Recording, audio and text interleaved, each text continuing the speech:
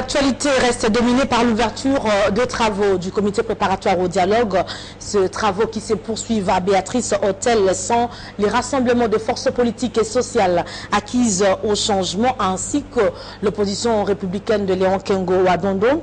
Et suite à leur participation au dialogue, Vital Kamerhe, Mwenze Congolais, José Makila ont été exclus de la dynamique. Nous allons aussi évoquer la situation sécuritaire à l'est du pays, plus précisément à Béni, qui reste préoccupante. Dans ce 23e numéro de Grand Format, nous recevons Maître Moïse Nyarugabo. Il est sénateur élu de Kinshasa pour le compte du RCD. Bienvenue sur ce plateau. Et sur ce plateau, je ne suis pas seule comme d'habitude. Mes collègues journalistes ne sont plus à présenter. Je vous rappelle quand même leurs organes. Pius Romain, Roland et du journal L'Avenir. Bonjour Pius. Bonjour. Pichu Moulumba du Potentiel. Bonjour. Et Africa FM est représenté par Merveille Lundula et Patrick Wadjo. Bonjour. Bonjour. Et Jacques Hilaire Kachalawambay est rédacteur en chef d'Africa Télévision. Bonjour Jacques. Bonjour. Première question, Maître Moïse Nyarugabo. Les travaux du comité préparatoire du dialogue politique se poursuivent à Béatrice Hôtel, mais ces travaux se déroulent sans la présence d'une frange de l'opposition, à savoir le rassemblement. Mais Maître Moïse, vous êtes un acteur politique. La question est de savoir, ne craignez-vous pas que si ces travaux se poursuivent de la même manière, ce dialogue risque de perdre son caractère inclusif? Écoutez, le caractère inclusif est à observer, bien sûr, dans sa tenue, mais aussi dans ses préparatifs. S'il est prouvé, il est démontré que les partis ont été sollicités, ont été invités, c'est là qu'on commence à avoir le caractère inclusif. Parce que quelqu'un peut l'inviter et il dit non. Et s'il dit non à jamais, on fait quoi? Donc c'est pour dire que s'il est démontré que toutes les parties ont été invitées et que probablement même les mesures nécessaires, les décisions qui devaient être prises pour assurer les uns et les autres ont été prises, je pense qu'il y a lieu de se demander si effectivement on doit ne pas avoir le dialogue, parce qu'il y en a qui décident délibérément, avec les raisons qui peuvent être valables ou discutables, de ne pas participer. La deuxième chose que je peux dire à ce stade, c'est de savoir si quelqu'un peut nous donner des garanties que si on continue à ne pas tenir le dialogue, on finira par le tenir tous. Est-ce que quelqu'un peut donner ces garanties? Je ne crois pas. Parce que ça fait quand même un peu plus d'une année qu'il y a consultation sur consultation, sur concertation, sur préalable, sur... Donc, je crois que autant nous pensons que le dialogue doit être absolument inclusif, autant nous souhaitons que tout le monde, en tout cas tous les acteurs politiques, au moins ceux qui ont été listés, ceux qui ont été consultés, ceux qui ont été sollicités, que tout soit là, autant nous pensons qu'il peut arriver que certains disent non, et surtout s'ils peuvent dire non à jamais. Si c'est un non dont on connaît la durée, on peut user de la patience. Mais si c'est un non dont on ne connaît pas la durée, alors il y a un choix à faire, où on fait le dialogue, ou on attend pour toujours. Pichu Moulumba. Maître Moïse, je sens dès l'entame de votre réponse qu'il se pose un problème, la problématique même de l'inclusivité. Mais quand vous dites, dès lors qu'on peut avoir la preuve que toutes les parties ont été sollicitées ou invitées, et puis il y a un non en réponse, cette problématique de l'inclusivité ne se poserait peut-être plus. Ne voit-on pas là, à ce niveau déjà, la problématique, même la capacité réelle du facilitateur à mener à bon port sa mission? En fait, je ne suis pas en train d'essayer de dire que l'inclusivité, le problème de l'inclusivité ne se pose pas. Non. Même en ce moment où nous sommes ensemble, chacun de nous, en tout cas moi et mon parti, nous continuons à plaider pour l'inclusivité. Parce que la suite aussi en dépend. La gestion de la suite aura beaucoup besoin de cette inclusivité. Plus on est tous autour de la table, moins ce sera difficile la suite. Vous comprenez? Donc, nous continuons à plaider pour l'inclusivité. Mais, ce que je relève, c'est que quelqu'un peut dire non. Et si quelqu'un disait non, à supposer, là je suppose, si quelqu'un disait non, même quand on a répondu au problème préalable, par exemple, on fait quoi? Donc c'est une question de choix au point où nous en sommes. Je dis l'inclusivité est de mise, elle est nécessaire, elle est importante, on en a besoin. Nous continuons à faire appel à tout le monde et à la facilitation et à tous ceux qui sont en train de gérer en quelque sorte la médiation à gauche à droite pour appeler tout le monde à venir au dialogue. Nous les encourageons, mais nous continuons aussi à faire appel à toutes les autres parties, surtout celles qui ne sont pas encore au dialogue, de lever des options, de revoir les conditions. Si les conditions substantielles ont été rencontrées, les conditions préalables, il y a d'autres sur lesquelles on peut fermer les yeux. C'est mon avis. Et venir au dialogue. Il y a d'autres questions qui peuvent aussi être réglées au dialogue. Parce qu'on va au dialogue aussi parce qu'il y a des problèmes. En fait, on ne va pas au dialogue pour fêter. On va au dialogue pour discuter. On va au dialogue pour harmoniser. Et donc, les questions qui ne sont pas résolues peuvent l'être à l'intérieur du dialogue. Voilà ce que j'étais en train de dire. Oui, maître, moi j'ai deux préoccupations, mais je vous ai entendu parler qu'il s'agit des raisons valables et discutables lorsque les acteurs politiques disent non et que ça ne soit pas un non à jamais. Et parmi ces raisons valables et discutables, il y a la conditionnalité des prisonniers politiques. Quelle que soit la grâce présidentielle, mais on s'en tient à certains prisonniers politiques ipso facto qui doivent sortir de la prison, alors que les autres disent qu'ils sont poursuivis pour des infractions de droit commun. Ça, c'est la première question. Deuxième question, puisque nous sommes dans le dialogue, est-ce que tout le temps, vous devrez toujours être repris par la communauté internationale? Hier, il y a eu la déclaration de l'Union européenne que tout le monde doit aller au dialogue. Est-ce que 56 ans après, sénateur, vous devrez toujours être rappelé à l'ordre par l'extérieur? Ça ne fait pas la honte de la République. Deux réponses à ces deux questions. À la première question, en fait, je ne suis pas ici comme juge. Je refuse de juger la validité de la réponse de quelqu'un. D'ailleurs, vous ne m'avez pas dit qui a dit non et pourquoi. C'est pourquoi je disais, quand quelqu'un dit non, il peut avoir des raisons. Donc je ne pense à personne. Si vous pensez à quelqu'un, là c'est vous. Moi je ne pense à personne. Je réfléchis à foi. On peut avoir des raisons. Et généralement quand on dit non, il y a des raisons. J'imagine que ce n'est pas par caprice. Alors c'est là que je dis, ces raisons peuvent être valables, mais elles peuvent aussi être discutables. Voilà ce que j'ai dit. Alors, revenons maintenant à la question d'une des conditionnalités. Il y a des groupes ou des plateformes qui ont exigé la libération de prisonniers politiques comme condition préalable avant de venir au dialogue. Personnellement, je pense que ça ne devait même pas nous prendre tout ce temps. Il y a beaucoup de possibilités de nous en sortir. La grâce existe, l'amnistie existe. Et tout ce qu'on a déjà amnistié n'était pas nécessairement des saints. Tout ce qu'on a gracié n'était pas nécessairement... En fait, la grâce d'ailleurs, même dans la Bible, la grâce, on ne la mérite pas. La grâce, c'est la grâce. C'est en cela qu'elle est grâce.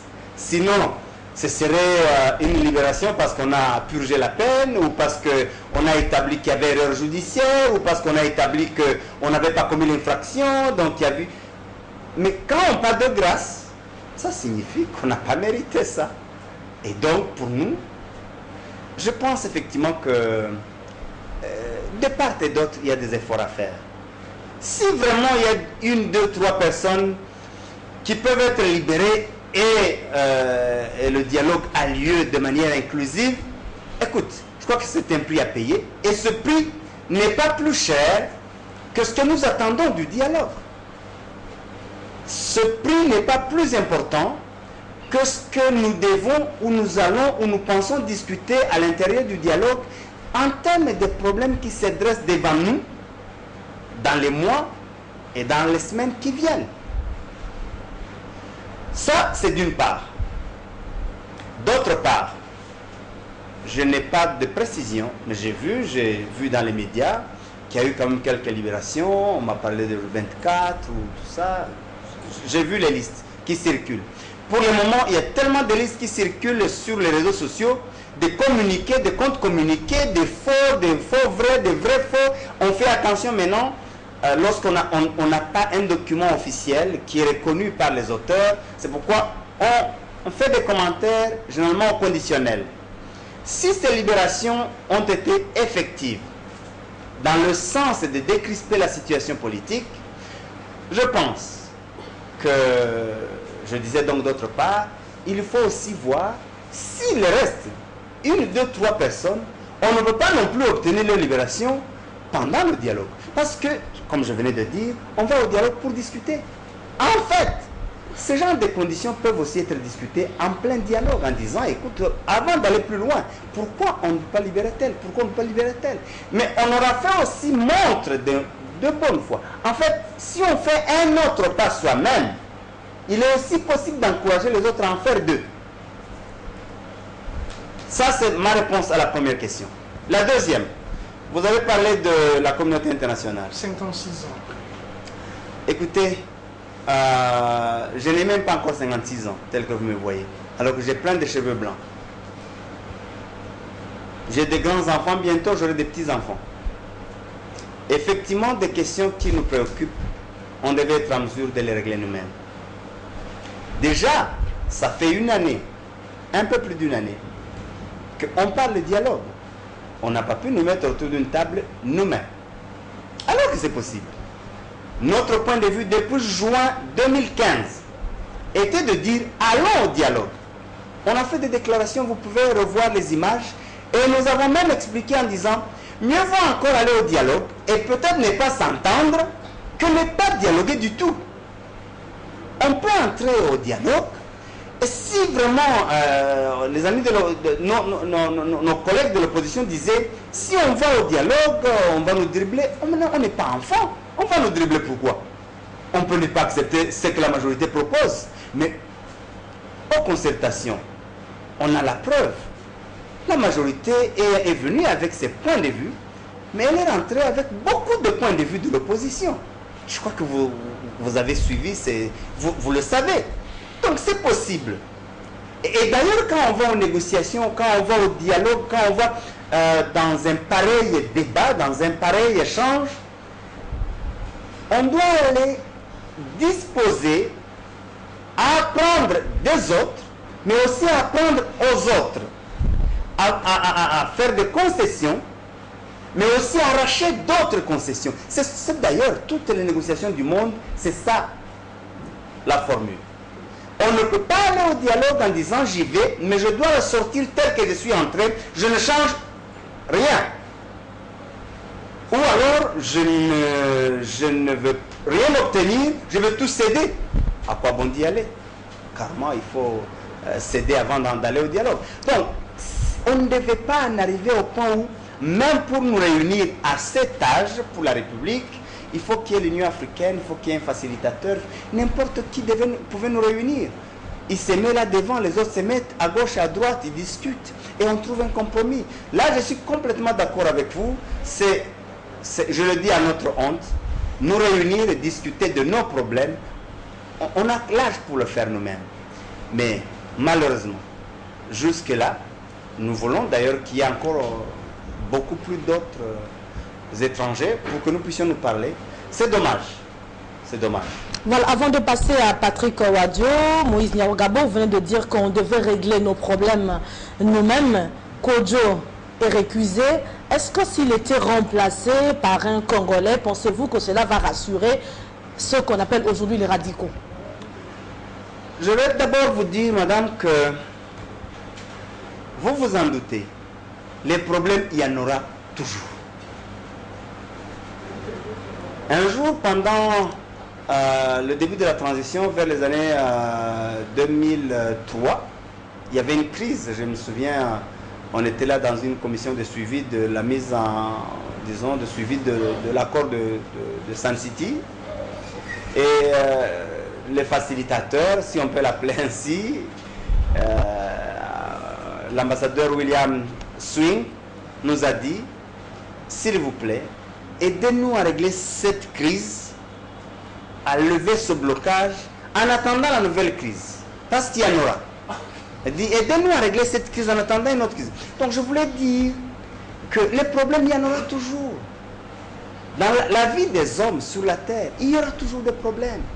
Cette crise ici, je ne peux pas vous garantir que c'est la dernière. Il y en aura d'autres. Mais le mérite du leadership d'un pays, d'une nation, c'est de savoir affronter ces problèmes et trouver des solutions. Un deuxième élément, nous ne sommes pas les seuls à avoir des problèmes. Même les pays les plus développés, ceux qui marchent mieux, ceux qui sont, qui apparemment, aux yeux de ceux qui n'observent pas bien, qui n'ont pas de problème, même ceux qui viennent nous aider, chez eux il y a des problèmes, chez eux il y a des crises, chez eux il y a des blocages. Justement la différence, c'est à ce niveau-là, de comment on affronte ces problèmes et comment on les règle. Donc, je veux vous dire que ce problème, même s'il est réglé, il y aura de nouveaux problèmes. Mais c'est ça la vie sur la terre. Si d'ailleurs il n'y avait pas de problème, ce serait le paradis. Mais le paradis, en dehors du paradis, ce serait ennuyeux. La vie, la passion, c'est parce qu'il y a des problèmes, c'est parce qu'il y a des défis. S'il n'y avait pas tout ça, donc on se lèverait le matin, on prendrait le petit déjeuner, on dormirait, on se reposerait le soir, et puis la vie serait la routine. Donc, je crois que la vie aussi, la passion de la vie, c'est parce qu'il y a des défis, c'est parce qu'il y a des problèmes. Mais maintenant, il faut savoir les affronter, trouver des approches qu'il faut et trouver des solutions. Alors, on remplace Kodjo par un Congolais. Oui, je veux dire, d'abord, Kodjo, ce n'est pas le problème. Kodjo est venu trouver des problèmes, n'est-ce pas? Donc, on détourne, pour moi, les problèmes ont commencé avant même qu'on pense à Kodjo, Eden. Les problèmes sont nés avant lui. Ils ont existé avant lui. Ils ont grandi avant lui.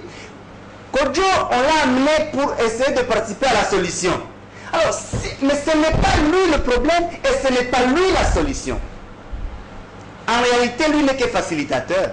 Facilitateur, ça veut dire que c'est quelqu'un qui organise, qui va donner la parole à gauche, donner la parole à droite, organiser le secrétariat pour que les gens échangent, pour aider à concevoir des projets de solutions ou de résolutions, mais qui viendraient toujours de ceux qui dialoguent et aider les gens à converger. Lui n'est ni le problème, ni la solution. Le problème, c'est nous, et la solution viendra de nous. Le remplacer par un Congolais, oui. Mais dans un climat pareil, tout le monde aura toujours à redire. Même si on le remplaçait par un autre étranger, les gens auront toujours à redire.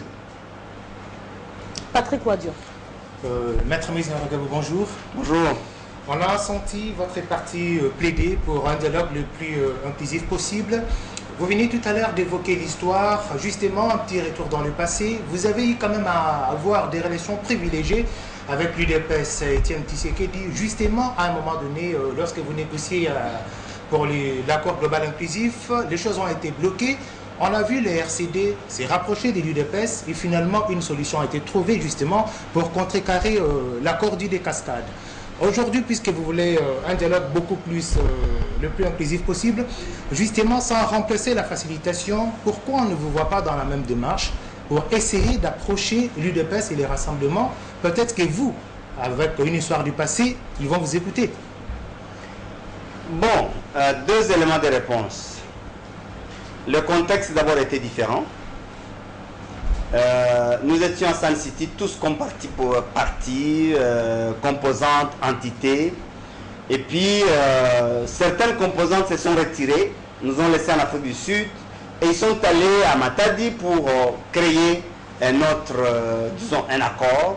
Alors que l'accord, on était presque au niveau de l'accord, ils ont décidé d'aller chercher notre accord qui nous excluait. Et nous qui étions exclus, nous sommes mis ensemble et nous avons décidé de créer ce qu'on a appelé l'ASD. Et en fait, c'était une alliance pour la sauvegarde du dialogue. Alors, deux éléments de différence. À l'époque, c'est nous qui étions exclus. C'est nous qui exigeons le dialogue inclusif. Et nous étions en train de lutter contre ceux qui sortaient du dialogue pour faire un petit dialogue à côté, exclusif. Et donc, nous nous sommes mis ensemble, effectivement. Nous avons mis échec à cette tentative et le dialogue inclusif a été sauvé. On a repris à Sun City et puis en Afrique du Sud, et puis on a sorti l'accord de Sun City et la constitution à Pretoria, et on a commencé la transition. Alors, je disais que le contexte était différent. Aujourd'hui, l'UDPS n'est pas exclu du dialogue.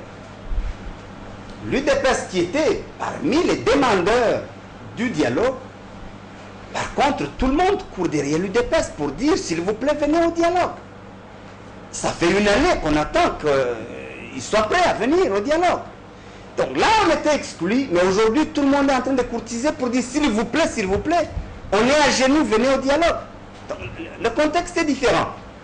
Deuxième élément, si nous, RCD, nous nous mettons à aller négocier avec l'UDPS pour que l'UDPS vienne, en réalité, nous aurons pris la place du médiateur. Non seulement nous aurons pris la place du médiateur, mais aussi, il y a beaucoup d'autres, comment on les appelle, le groupe de soutien à la facilitation, il y a beaucoup d'autres membres de la communauté internationale et nationale qui se sont impliqués pour essayer de ramener tout le monde au dialogue. Donc ce travail est déjà en train d'être fait. Nous n'avons pas la prétention d'avoir plus d'arguments que d'autres pour convaincre l'UDPS. Bon, mais si peut-être le coup devait être tenté, écoutez, je n'ai pas aucun engagement, mais ça vaut la peine. Dernier élément sur la question, c'est que l'UDPS en ce moment, c'était l'UDPS et nous. Mais aujourd'hui, l'affaire, ce n'est pas seulement l'UDPS, c'est le rassemblement. Et le rassemblement, il y a un peu de tout. Il y a un peu d'UDPS, il y a un peu de G7, il y a un peu de dynamique, et un peu d'autres choses. Donc, s'il fallait compter sur notre relation historique avec l'UDPS, sur notre histoire commune, ça ne peut pas marcher, parce que là, il y a un peu de G7, il y a un peu de dynamique, il y a un peu d'autres choses qui ne sont pas l'UDPS. Et en ce moment-là, notre relation, notre ancienne relation, notre histoire commune ne peut pas être opérante. Merveille Lundula.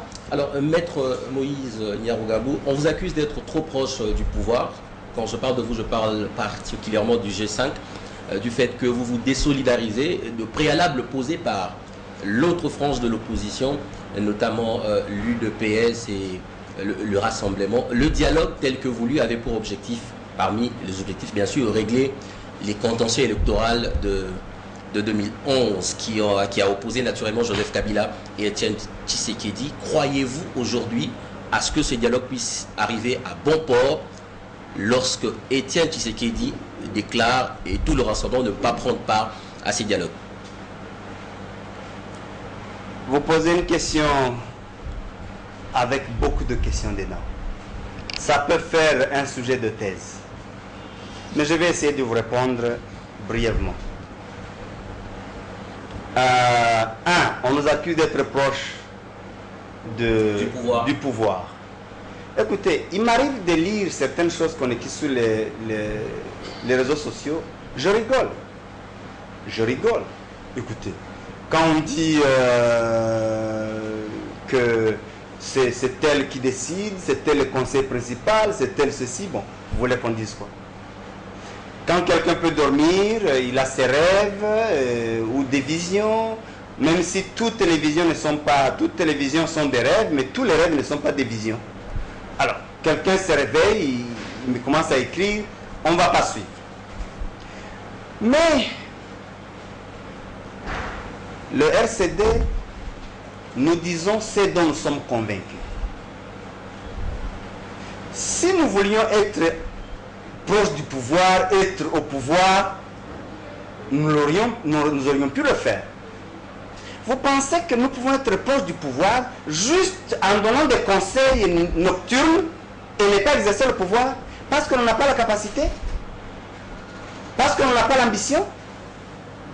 Parce qu'on n'a pas, on n'a pas les moyens, les cadres, les structures pour ça? Non.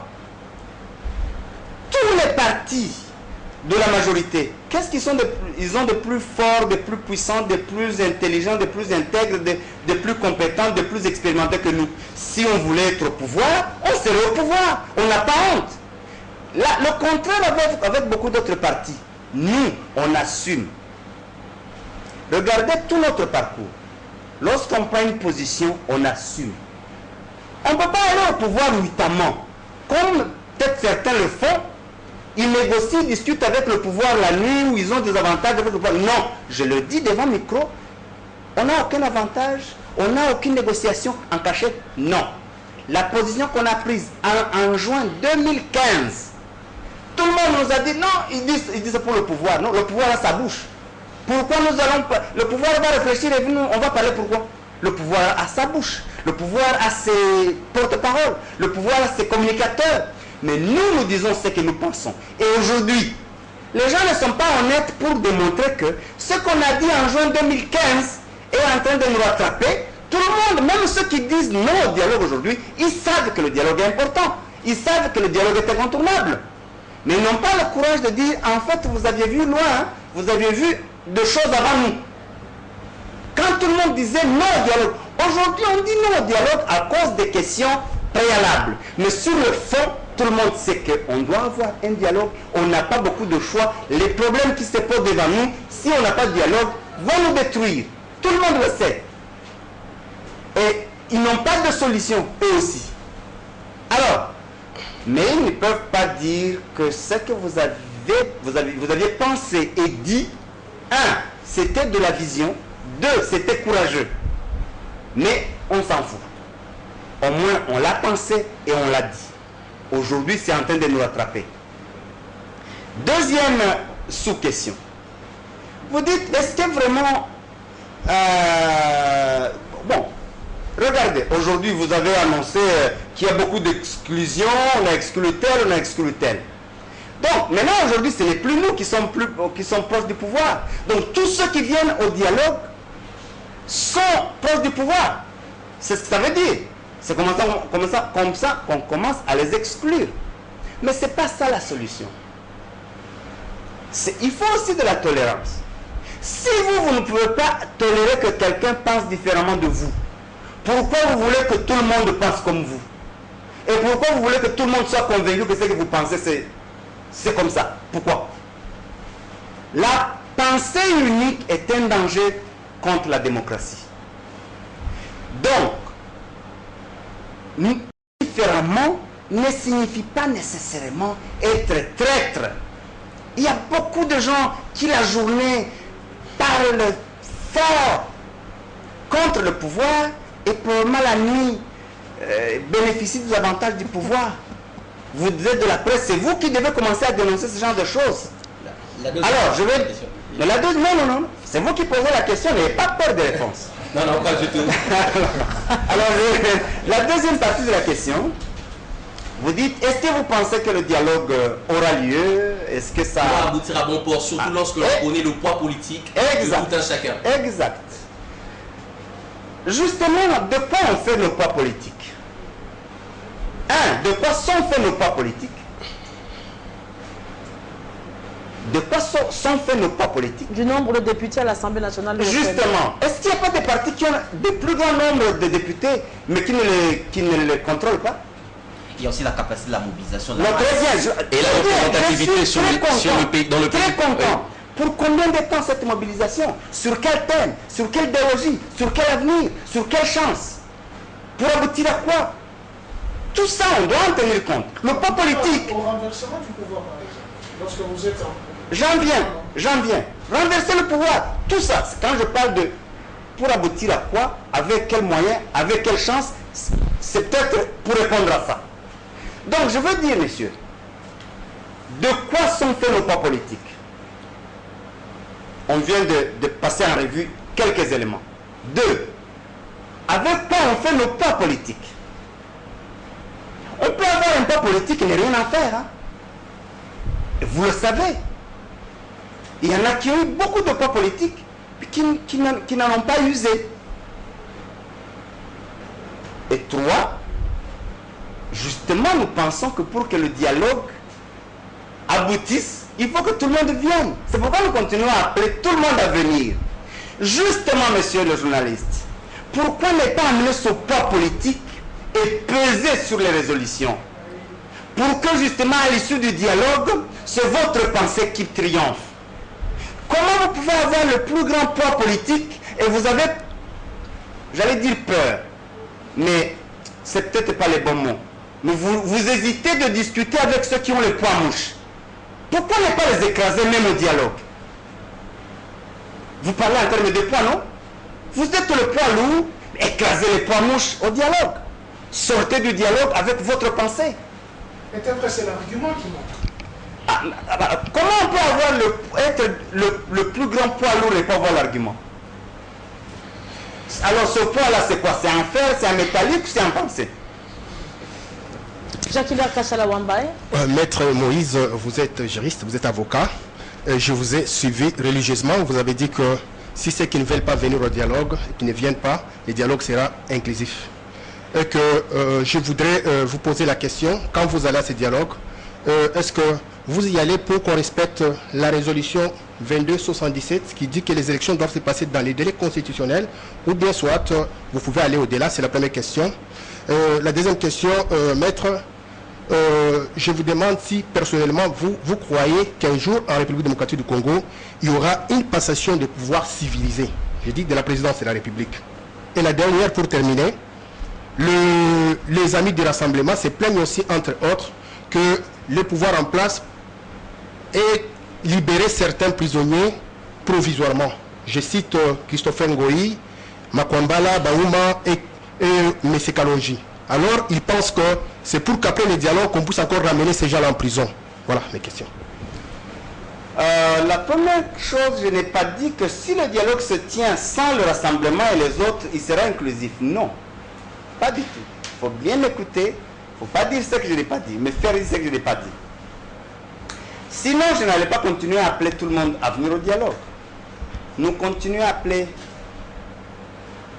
à l'inclusivité. Vous vous rappelez, j'ai dit, ceux qui ne sont pas encore venus au dialogue, nous leur demandons de venir. Et s'ils peuvent faire un pas, ceux qui n'ont pas encore obtenu, ils peuvent l'obtenir même à l'intérieur du dialogue. C'est ce que j'ai dit. 2. Par exemple, le gouvernement. S'il y a des personnes qui doivent être libérées pour que le dialogue se tienne, nous demandons qu'ils soient libérés. On ne peut pas hypothéquer l'avenir d'un pays à cause d'une, deux, trois personnes qui sont en prison. Et j'ai même dit que la grâce, elle est imméritée. J'ai même fait recours à la Bible.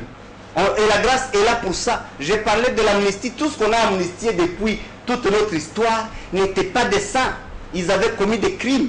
On les a amnistiés pour le besoin de la cause. Donc, je crois qu'en disant ça, je n'ai pas dit que ceux qui ne viennent pas au dialogue, même s'ils ne viennent pas, le dialogue sera inclusif. Non, nous continuons à appeler à l'inclusivité, mais nous appelons aux uns et aux autres. Parce que le dialogue, c'est aussi savoir faire un pas. Le dialogue, c'est aussi savoir faire une concession. Et faire la concession, ce n'est pas perdre, c'est pour le bien. Voilà la première précision que je voulais apporter. La deuxième, j'ai retenu deux sous-questions. C'est la passation du pouvoir. La passation du pouvoir. Tout ce que je peux vous dire, monsieur, madame, monsieur le journaliste, c'est que la passation du pouvoir civilisé, qu'un président qui finit son mandat donne le flambeau, remettre le flambeau à un autre, c'est mon plus grand rêve. C'est mon plus grand rêve. Et moi, je sais que, je pense que ça va arriver. On a encore un travail à faire, les uns et les autres. Mais je ne peux pas désespérer. Parce que la démocratie n'est pas... Quelqu'un disait un auteur disait que la démocratie n'est pas un bon système, mais malheureusement, il n'y a pas encore mieux. C'est pour dire que on n'a pas de choix.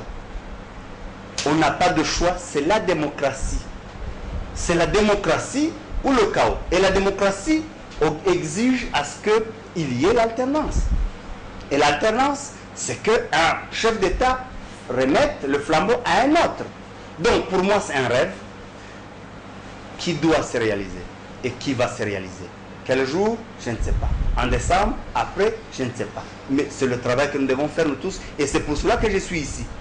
C'est en fait pour que nous puissions ensemble réfléchir et faire réfléchir les autres pour que nous essayions de limiter les dégâts pour aller vers ce que vous venez de dire. Ça, c'est l'une des sous-questions. Une autre sous-question. Vous avez demandé si on va aller au dialogue. Le 2277. Oui, c'est pour respecter la résolution 2277. La résolution 2277 qui demande que nous puissions, que les élections soient tenues dans le délai. Bon, la résolution n'est pas plus importante que tous les restes. Il y a déjà notre constitution. Il y a déjà notre constitution qui établit ces délais. La résolution elle-même fait référence au délai, mais au délai constitutionnel, n'est-ce pas? Ces délais qui sont prévus dans notre constitution. Donc, il n'y a pas que la résolution à respecter, il y a la constitution, il y a toutes les autres lois de la République et tout ce qui exige la démocratie, le système démocratique. Alors nous allons au dialogue. Est-ce que c'est pour prolonger? Est-ce que c'est pour respecter? Je vous aurais menti. Si j'avais la réponse, on n'irait même pas au dialogue. On consacrerait cette solution-là et on n'irait pas au dialogue qui nous pose tant de problèmes. Moi, je pense qu'on doit aller au dialogue avec un esprit ouvert. Un esprit ouvert, ça veut dire que toutes les questions doivent être discutées. Particulièrement les questions en rapport avec le processus électoral. C'est ça votre question. Bon, là, vous me demandez qu'est-ce qui va sortir du dialogue. Je ne sais pas. Parce qu'il y en a qui ont beaucoup plus de poids que d'autres. Il y en a qui ont plus d'arguments que d'autres. Il y en a qui ont plus de force que d'autres. Alors, c'est de l'échange de ces débats qu'on va trouver aussi ce qui est réaliste, ce qui est réalisable, ce qui est quantifiable, ce qui est faisable. C'est aussi ça le dialogue. C'est de dire, malgré nos points de vue, malgré nos ambitions, malgré nos sentiments, malgré nos convictions, il y a aussi ce qui est faisable. Il y a des choses qui ne peuvent pas être faisables malgré la bonne foi, malgré la conviction, malgré tous les moyens. C'est aussi vrai. Alors, c'est mettre tout ça ensemble et trouver un consensus politique. Mais nous continuons à plaider que quoi qu'il en soit, tout cela reste dans les limites de ce que prévoit notre Constitution. C'est même là l'objectif. Qu'est-ce qui est faisable dans les limites de notre Constitution? Dans les limites de ces délais. Qu'est-ce qui est faisable? D'ailleurs, on a perdu tout le temps. On aurait pu commencer peut-être avant. Aujourd'hui, on ne serait pas aussi coincé que nous sommes en train de l'être. Vous voyez, on ne serait pas aussi coincé que nous sommes en train de l'être. Mais il faut laisser le dialogue se tenir, il faut laisser les délégués, les représentants de toutes ces forces discuter et nous trouver une résolution ou des résolutions dans l'ordre de ce qui est réalisable, ce qui est faisable. La dernière sous-question, je ne me souviens plus, c'est les personnes qui sont libérées, qui pourraient être remises à tout moment.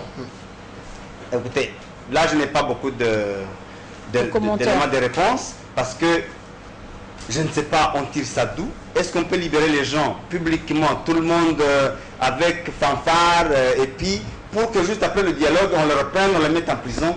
Bon, je pense que c'est vrai, il faut de la prudence, mais il faut aussi des mesures de confiance. Il faut aussi un peu de confiance. Mais comme la confiance ne suffit pas, il faut des mesures, des garde-fous, il faut des garanties. Et ces garanties, justement, devaient être aussi, ça peut faire partie des résolutions du dialogue. Avant de prendre le dernier tour de questions sur le dialogue, une bonne frange de la majorité justifie le glissement du mandat du chef de l'État, Joseph Kabila, par le fait que votre mandat, vous, sénateur, et celui des députés provinciaux n'a jamais fait l'objet d'une quelconque dénonciation. Qu'en dites-vous? Non, je crois que le problème ne devait pas être le fait que le mandat du Sénat et des assemblées provinciales n'a pas fait l'objet de dénonciations. Non. Ça devait être plutôt dénoncé ou pas, le Sénat a dépassé ce mandat. Si vous avez suivi, un jour, il y a eu un débat sur ça au Sénat. Je me souviens, moi, de ce que j'ai dit. Je me souviens de ce que j'ai dit, mais beaucoup d'autres sénateurs se sont prononcés. D'abord, il faut reconnaître que si le Sénat est encore en place, c'est parce qu'il n'y a jamais eu des élections provinciales pour avoir de nouvelles assemblées provinciales, parce que c'est elles qui votent pour les sénateurs. Alors, la question était soit de mettre la clé sous le paillasson et rentrer au village, ou continuer. Mais deux, si on mettait la clé sous le paillasson, nous avons encore un parlement bicaméral. L'Assemblée nationale n'allait pas voter des lois. Et donc, on bloquait le pouvoir législatif. C'était aussi un choix à faire. 3, ou alors il fallait changer la Constitution. Donc, il y a beaucoup de paramètres qui entrent en ligne de compte. Mais aucun sénateur n'a jamais demandé qu'il y ait un glissement. Et d'ailleurs, je me souviens alors de ce que j'ai dit ce jour-là, j'ai dit, continuer avec le mandat, sur le plan purement égoïste et individuel, ça peut être une bonne chose. Mais sur le plan de la démocratie, ça va nous rattraper. Vous pouvez revoir vos images. Ça va nous rattraper. Aujourd'hui, ça nous rattrape parce que ça devient une référence. Ça devient une référence. Mais, je pense que ça ne doit pas être un argument. Justement, ce n'est pas parce qu'on a échoué d'organiser les élections provinciales pour qu'il y ait des élections sénatoriales que ça devient un argument pour qu'on n'organise pas les élections présidentielles. Mais, ce qui est vrai, c'est que le Sénat continue à fonctionner, à voter des lois, et des lois qui sont promulguées, donc des lois valables, si vous voulez, sur base de la même disposition transitoire qui permet qu'on reste en fonction jusqu'à l'installation du nouveau Sénat, de rester en fonction jusqu'à l'installation de la nouvelle Assemblée provinciale. C'est en fait la même disposition, le même bout de phrase que la majorité oppose aujourd'hui pour dire le président reste en fonction aussi jusqu'à l'installation du nouveau président. Mais peut-être ce qu'il faut dire, c'est que s'il n'y a pas eu beaucoup de dénonciations, c'est que le Sénat, justement, ce n'est pas le président de la République. C'est quand même différent aussi. Voilà, dialogue, on en parle encore, mais justement on parle de dialogue, c'est par rapport à un contexte politique actuel, vous l'aviez d'ailleurs dit, mais pourquoi en est-on arrivé là? Est-ce qu'en homme politique, n'aviez-vous pas le temps d'établir froidement sur les responsabilités dès lors qu'on sait que la gestion d'un pays implique l'organisation à des échéances prévues de l'élection présidentielle? C'est peut-être la première préoccupation. La dernière, c'est que dialogue, oui, finalement, nous y sommes. Et après, que faire pour rester dans ces schémas constitutionnels? J'ai plus de réponses à la première question. À la deuxième, cher ami, je ne suis ni prophète ni devin. Bon, mais je vais réfléchir avec vous. À la première question, je pense que ce n'est pas un secret. Ce qui nous arrive aujourd'hui, on l'a vu venir. C'est-à-dire? Souvenez-vous de notre débat en janvier 2015. Il y a donc 1 année et demie. Le mot glissement était déjà sorti au Parlement. Vous vous rappelez? Lorsqu'on examinait la loi sur le recensement, on voyait déjà venir ce qui nous arrive aujourd'hui. Le fait il est possible qu'on n'ait pas d'élection dans le délai. C'est pour dire la On a mauvaise foi dénoncé. est partie de quelque part. On a dénoncé. Donc, celui qui pense que ce qui arrive nous surprend, ou il ment, ou alors il était véritablement en profond sommeil. Donc, tout le monde a vu venir.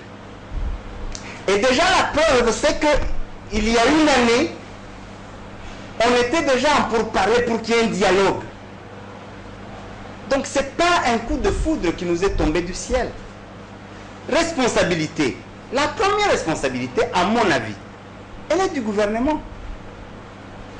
Et je pensais que si justement tout le monde va au dialogue, le premier point à traiter serait celui-là, dans l'état des lieux. Si aujourd'hui on n'est pas en mesure d'aller aux élections avant décembre, pourquoi? Est-ce que c'est un problème d'argent? Est-ce que c'est un problème de priorisation? Est-ce que c'est un problème... Le dialogue devait aussi tabler sur ça. Aujourd'hui, par quel mécanisme on va demander des comptes au gouvernement? Au Parlement, oui, on va le faire. On l'a même fait. On a invité le Premier ministre. On a invité le ministre de l'Intérieur et des autres sur les élections. Mais le dialogue serait aussi un autre cadre où on peut demander des comptes. Et où on peut établir les responsabilités. Et je considère donc que la première responsabilité, c'est celle du gouvernement. Parce que c'est le gouvernement qui devait, à chaque mois, mettre de l'argent de côté pour que nous soyons en mesure d'organiser les élections. Parce qu'après 2011, on savait qu'il y avait non seulement les élections provinciales organisées, même locales, municipales et urbaines, mais il y avait aussi des élections présidentielles et législatives à organiser dans 5 ans. Et donc, si on avait mis de côté un peu d'argent chaque mois, et c'était voté dans le budget, si on avait déjà commencé à mettre ça dans un compte bloqué ou dans un compte de la CENI, aujourd'hui, on n'en serait peut-être pas là. Ça, c'est une responsabilité pour moi qui est établie. Et pour ça, on n'a pas besoin de la bénédiction du pape pour voir ça. Mais bon, maintenant, on fait quoi? Ça, c'est la grande question. Mais peut-être qu'au dialogue, le gouvernement nous donnerait aussi son point de vue, d'autres raisons, d'autres éléments qui ont fait qu'on en soit là. Et là, je parle comme quelqu'un de l'opposition. C'est peut-être pour cela que je vois d'abord la responsabilité du gouvernement. Est-ce qu'il y a d'autres responsabilités, les nôtres de l'opposition, celles des autres aussi? Ça reviendra au gouvernement de nous le dire. Pour avoir récusé 3 calendriers électoraux. Ça vous engage, je respecte ça, possible, mais je laisse aux autres de faire aussi allez-y. Peut-être non, le dernier point, juste en 2 minutes. Comment rester dans le schéma? C'est la question à laquelle je viens de répondre. J'ai dit, je ne veux pas préjuger de l'issue du dialogue. Mais je considère qu'il n'y a pas de fatalité, qu'il n'y a pas de questions sans réponse. On ne sait toujours pas où se trouve la réponse, mais il n'y a pas de questions sans réponse. Toutes les questions que vous vous posez pour lesquelles vous n'avez pas de réponse, dites-vous que vous ne savez pas où se trouvent les réponses, mais les réponses existent. Alors, et le dialogue nous aiderait à trouver des formules. Et je ne veux pas dire qu'on serait absolument obligé de sortir du schéma, de sortir de la Constitution. Je ne crois pas. Il était possible.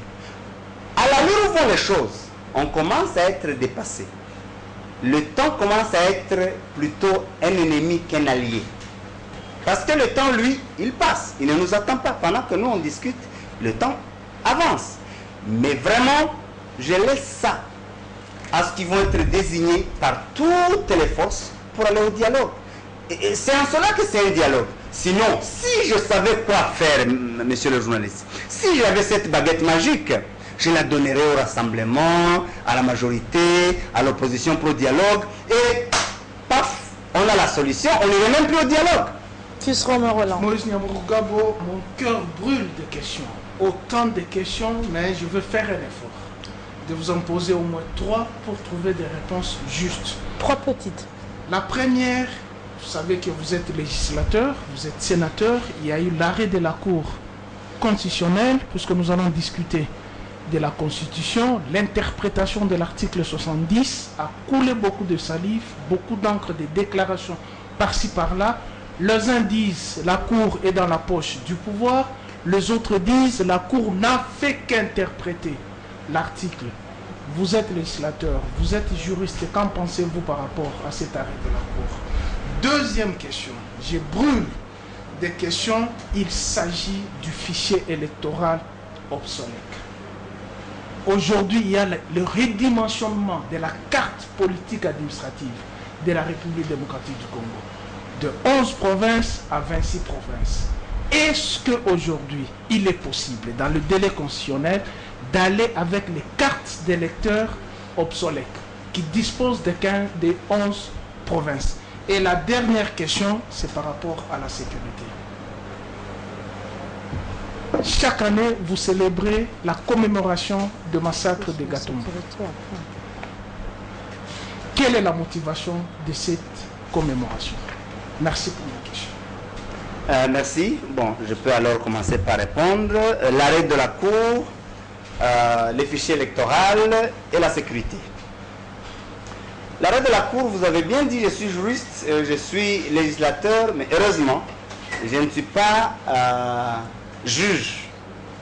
Je ne suis donc pas membre de la Cour, surtout pas la Cour constitutionnelle qui a la compétence d'interpréter la loi. Si vous voulez que je vous donne mon avis par rapport à l'arrêt de la Cour, mais l'arrêt de la Cour, elle est là.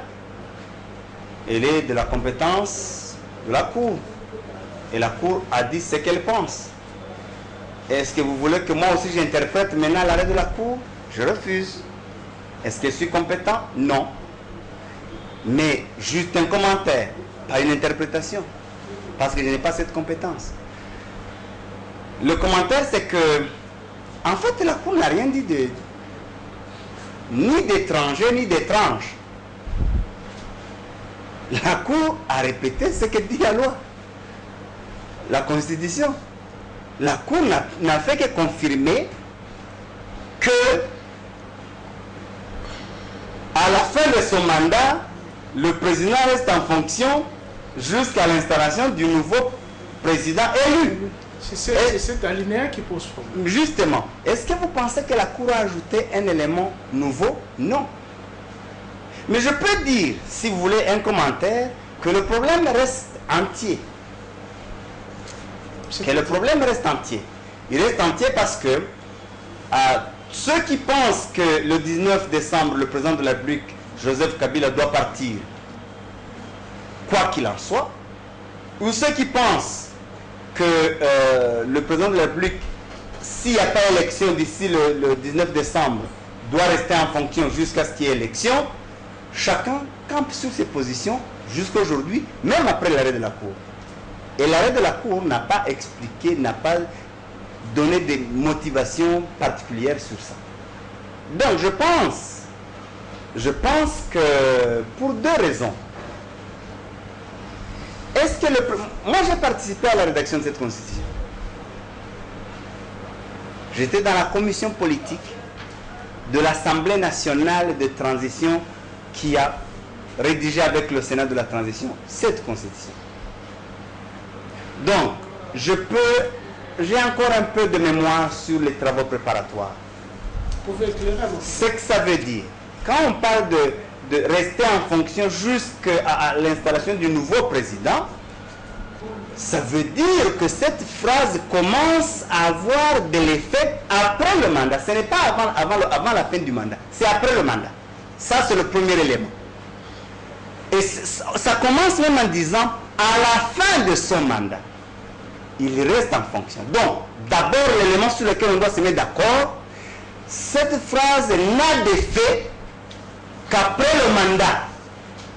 Avant la fin du mandat, cette phrase est nulle, n'a pas d'objet. Ok? Ça, c'est la première chose. La deuxième, je ne pense pas que cela ait été conçu pour régler la question, c'est mon avis, pour la question de la non-élection. Je ne crois pas. Je crois que c'était pour régler la question de s'il y a des raisons pour lesquelles on ne prête pas serment, on n'a pas élection dans les... Oui, on n'a pas élection le jour prévu, on n'a pas le président le jour attendu, il ne faut pas qu'il y ait un vide. C'est ça l'idée. Il ne faut pas qu'il y ait un vide. Et donc, en attendant, ces questions logistiques, ces questions de calendrier, ces questions de date, le président est en fonction. Il reste en fonction. Mais est-ce que cela veut dire qu'on peut ne pas avoir les élections, on se couvre de ces dispositions jusqu'à en faire un autre mandat? Ça, je ne crois pas non plus que moralement on peut le soutenir. Voilà ce que je pense de ces dispositions. Et c'est probablement ce que dit aussi l'arrêt de la Cour. Maintenant, qu'est-ce qui va se passer? Est-ce qu'on aura les élections? Je l'espère. Je prie pour ça. Est-ce qu'il n'y en aura pas? Je commence à m'inquiéter. Et s'il n'y a pas élection, ces dispositions, comment on va en faire? Et donc pour cela, qu'on doit, au-delà de ce que dit l'arrêt de la Cour, trouver aussi un moyen, dans notre sein, à nous tous, comme classe politique, un compromis politique qui nous aide à nous en sortir et arriver à organiser les élections dans un calendrier consensuel, convenu, où nous mettons tous nos efforts pour mettre fin justement à ce genre de débat qui pourrait être, qui devait être inutile si on avait continué à faire les choses comme il se doit et dans le délai. Deuxième question, vous avez parlé du fichier électoral. Fichier électoral obsolète, délai constitutionnel, redimensionnement de la carte administrative politique de la RDC. Écoutez, peut-être 2-3 éléments de réponse. Comme le dialogue, qui est la demande de l'opposition, en tout cas, je le sais, je le reconnais, la révision du fichier électoral est aussi la demande de l'opposition. Et nous sommes parmi ceux qui avons poussé pour que effectivement il y ait révision du fichier électoral. Parce qu'il y a quand même des rapports qui attestent que le fichier électoral, non seulement il est obsolète, on dit même qu'il est complètement corrompu. Alors, par rapport au calendrier, madame, monsieur le journaliste, il y a aussi des choix à faire. Je pense qu'on peut décider de ne pas revoir le fichier électoral. On dit on va aux élections dans la situation où nous nous trouvons. Les fichiers électoraux dans son état, on ferme les yeux, on va aux élections comme ça. C'est aussi un choix à faire. Ça veut dire, avec les noms qui sont enregistrés, on va au vote. Ceux qui ne sont pas enregistrés, bon, on verra après. C'est un choix à faire. Ça peut nous aider à respecter la Constitution. Mais il y a des désavantages. Il n'y aura pas de nouveaux majeurs. Entre 4, 5, 6 millions, on dit, ils ne vont pas participer aux élections. Mais aussi, le fichier lui-même, dans l'état où il se trouve, comment on va contrôler qui a triché, qui n'a pas triché. Donc, vous voyez, quand on doit faire des choix, il y a des éléments objectifs sur lesquels on doit réfléchir. Et tout ça, c'est ça l'objet du dialogue, madame, monsieur le journaliste. Alors, est-ce qu'on va revoir le fichier? Ils ont déjà commencé, la CENI a déjà commencé. Est-ce que ça va nous amener à respecter le délai? Quand je suis la CENI, je m'en inquiète. Et c'est ça l'objet du dialogue aussi. À la dernière question, la sécurité, nous commémorons, nous gardons la mémoire de nos frères qui ont été massacrés à Gatumba en 2004. Ça fait maintenant 13 ans, 12 ans, on a commémoré pour la 12e année, c'était en 2004. C'est juste un devoir de mémoire. Et je crois que ce que nous faisons n'a pas d'impact sur la sécurité. Nous continuons à réclamer justice. Mais bon, est-ce que ce n'est pas ce qui aggrave la situation sécuritaire? Non, il y a des problèmes de sécurité. Et d'ailleurs, lorsque nous commémorons, c'est pour rappeler à ceux qui ont le devoir d'exercer le pouvoir, ceux qui ont le devoir d'exercer le pouvoir de sécuriser, de protéger, que ceux qui ont été brûlés vifs à Gatumba, qui ont été massacrés, nous continuons à les pleurer. Il faut veiller sur les vivants. C'est aussi un message, c'est aussi un rappel. Non seulement il faut rendre justice à ceux qui ont été tués, aux rescapés, mais il faut protéger les vivants pour que nous ne puissions pas continuer à pleurer d'autres.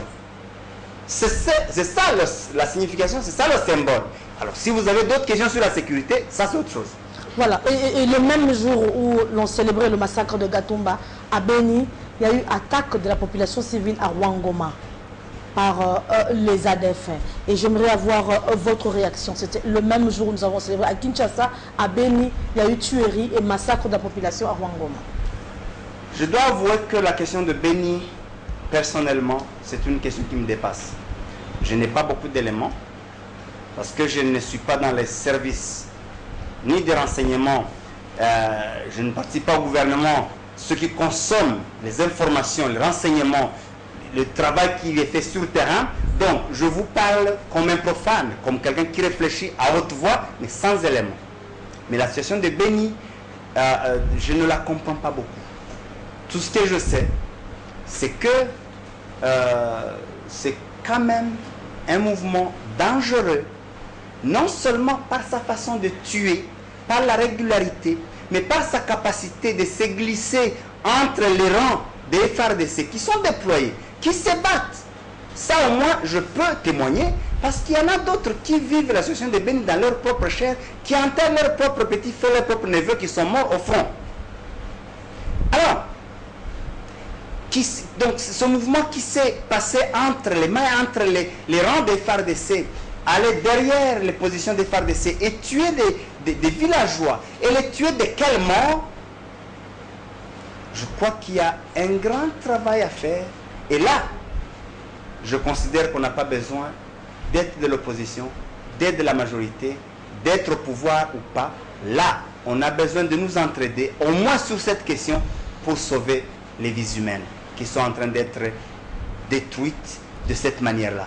Donc, je pense que tout celui qui peut avoir une information, tout celui qui peut avoir une analyse, tout celui qui peut avoir un renseignement, là, nous devons contribuer, conjuguer nos efforts pour que nous puissions vaincre ce mal. Parce que, qui sait, s'il est venu seulement pour Beni. Et déjà pour Beni, nous devons arrêter ça. Mais il peut aussi quitter Beni et aller ailleurs. Il peut monter, il peut descendre, il peut percer.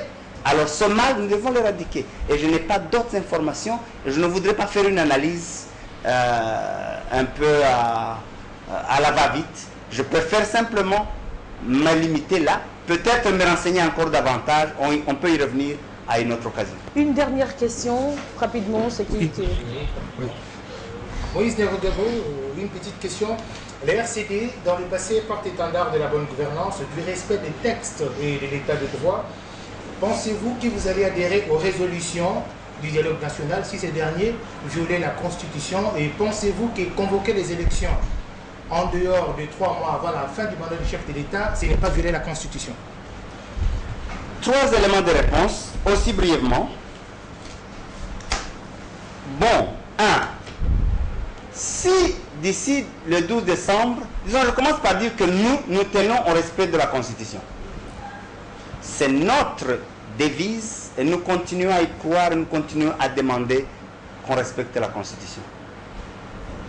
Mais deuxième élément de réponse, si il n'y a pas d'élection d'ici décembre 2016, très bien, on a violé la Constitution. Mais on fait quoi? En fait, c'est comme si vous voulez me dire, la meilleure façon, c'est qu'il n'y ait plus d'élection. Parce que toute élection après le délai aura violé la Constitution. On brûle la République. Ah non, je pose la question. On fait quoi? C'est une question. Et c'est en fait ce que je suis continué à dire. Il faut qu'on trouve dans notre propre sein des ressources suffisantes, une intelligence suffisante pour nous aider à nous en sortir. On ne peut pas voir un blocage. Vous voyez une pierre, une grosse pierre que vous ne pouvez pas casser, que vous ne pouvez pas renverser, et vous décidez simplement d'aller l'affronter parce que vous êtes courageux, et vous tapez la tête dessus. Et la tête va se casser, la pierre va rester. Si elle était intelligente, elle va rigoler de vous. Le minimum, c'est de la contourner. Alors, comment on va le faire? Je n'ai pas de baguette magique. Mais je veux dire simplement que nous prenons le respect des textes, mais nous pensons aussi que le fait qu'il y ait dialogue c'est qu'il se pourrait qu'il y ait des questions pour lesquelles on n'a pas de réponse. Il se pourrait qu'il y ait des questions pour lesquelles on n'aura pas de solution avec le délai et dans le délai. Et pour ça, on doit trouver une formule. Est-ce que la formule, c'est quoi? C'est que on change la Constitution sur les articles sur le délai, je ne sais pas. Est-ce qu'il y ait quand même élection, quelle que soit la forme, même de mauvaises élections, mais dans le délai, c'est un choix. Je vous ai dit, si on peut aller aux élections avec le fichier tel qu'il est, c'est un choix. Mais nous devons faire opérer ces choix. Mais nous continuons à penser, à espérer qu'on va respecter la Constitution. Mais si on est dans l'impossibilité, nous, le RCD, nous pensons que le dialogue peut trouver une formule. Mais on doit trouver cette formule ensemble. Et c'est en cela que le dialogue est inclusif. Il ne faut pas qu'il y en ait qui fassent le malin. En fait, qui savent que c'est impossible d'avoir des élections, elles disent, nous voulons garder les mains propres, on ne voit pas, pour que le 19 décembre, ils puissent dire, vous voyez, nous on n'a pas violé la Constitution. Très bien, on fait quoi dans l'entretemps? Même si, par exemple, ceux qui sont au pouvoir disaient, nous on quitte le pouvoir, on vous donne. N'est-ce pas? J'ai dit à ceux qui ne veulent pas venir au dialogue, qui pensent que le dialogue va violer la Constitution. Aujourd'hui, le pouvoir dit, la majorité dit, on est fatigué avec tout ce que vous dites, venez prendre. Le 19 décembre à minuit ou le 20 décembre à 8 h du matin, on fait la remise de reprise. On n'aura pas violé la Constitution? On n'aura pas violé la Constitution? Est-ce que la Constitution prévoit ce genre de passation de pouvoir? Non. On l'aura violé. C'est une nébuleuse. Eh bien voilà, c'est pratiquement la fin de ce 23e numéro de grand format. Merci beaucoup au sénateur Moïse Nyarugabo pour avoir accepté notre invitation. Mais vous n'avez pas analysé maintenant la Constitution. Mais je vous remercie pour le débat qu'on a eu. C'était un moment de réflexion. Merci. Voilà, un grand merci également au panel de journalistes Pichou Moulumba du journal Le Potentiel, plus Romain Roland du journal L'Avenir, Jacques-Hilaire Kachala, Africa Télévision, Merveille Lundula et Patrick Wadio. Un grand merci également à l'équipe technique. Nous nous retrouvons au 24e numéro de grand format. En attendant, restez branchés sur la télévision africaine pour la suite du programme. Merci.